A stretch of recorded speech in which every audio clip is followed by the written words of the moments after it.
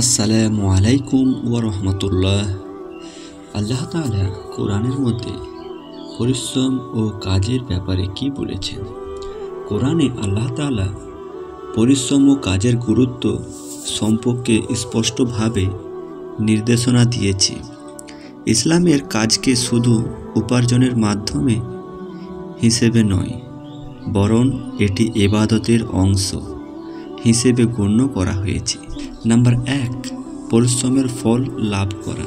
আল্লাহ বলেন, মানুষের জন্য তাই যা সে চেষ্টা করে।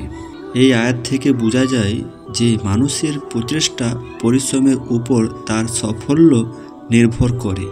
নাম্বার 2, কাজ ও চেষ্টা করার নির্দেশ। আল্লাহ বলেন, তোমরা কাজ করো, আল্লাহ তার রসূল এবং মুমিনরা তোমাদের কাজ দেখবেন। এটি মানুষকে কাজ করার প্রতি উৎসাহ দেয় এবং কাজের গুরুত্ব বোঝায়। নাম্বার 3, পরিশ্রম ও বিশ্রামের মাঝে ভারসাম্য।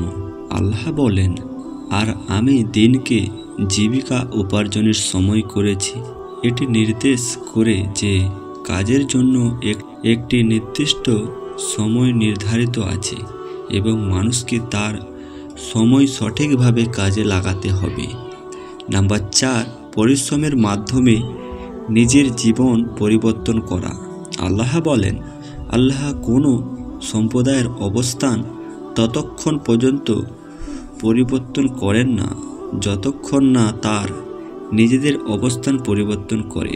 এটি ইঙ্গিত করে যে পরিশ্রম ও উদ্যোগ ছাড়া জীবনের উন্নতি সম্ভব নয়। কোরআনের নির্দেশনা অনুযায়ী পরিশ্রম, কাজ এবং সৎ উপার্জন শুধু দুনিয়ার সাফল্যের জন্য নয়, আখিরাতের জন্য গুরুত্বপূর্ণ।